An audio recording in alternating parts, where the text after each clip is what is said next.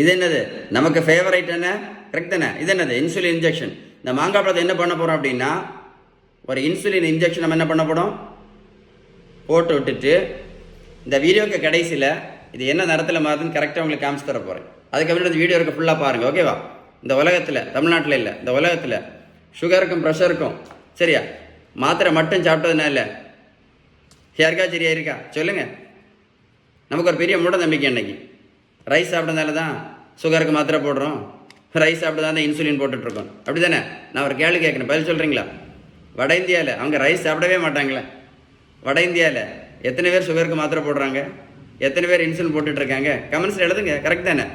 நடைப்பயிற்சி மட்டும் பண்ணனால யாராவது சுகர் மாத்திரை நடத்துனாங்களா, இல்லை யாராவது இன்சுலின் நடத்துனாங்களா, இல்லை நடைப்பயிற்சி மட்டும் பண்ணி யாராவது இந்த வெயிட்டை குறைச்சாங்களா? நல்லா கேட்டுடுங்க சரியா?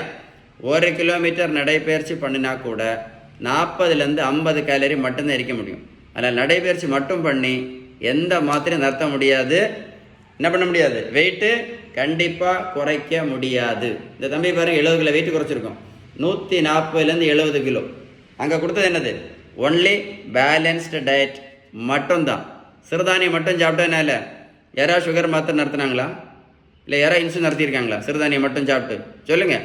வெந்தயம், ஆவாரம்பூ, மூக்கரட்டை கீரை, சிறு குறிஞ்சான் பொடி, கொய்யாயில் மாங்காயில் கிரீன் டீ, கருவேப்பிலை, கரிஞ்சீரகம், நெல்லிக்காய் ஜூஸ், நாவல் பழம், இது எல்லாமே நல்லது தான். நான் என்ன கேட்குறேன், சாப்பிட்டதுனால யாராவது சுகர் மாத்திரை நடத்துனாங்களா?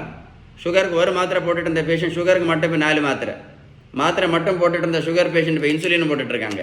வெந்தயம், கருவேப்பிலை, கருப்பு கவனி, சிறுதானியம், மூக்கரட்டை கீரை, நடைபயிற்சி. நல்லா கேட்டுடுங்க. மருத்துவத்துள்ள ஸ்டாண்டர்ட் புத்தகம் ஹாரிசன். அந்த புத்தகம் என்ன சொல்லுது தெரியுமா? என்ன சொல்லுது?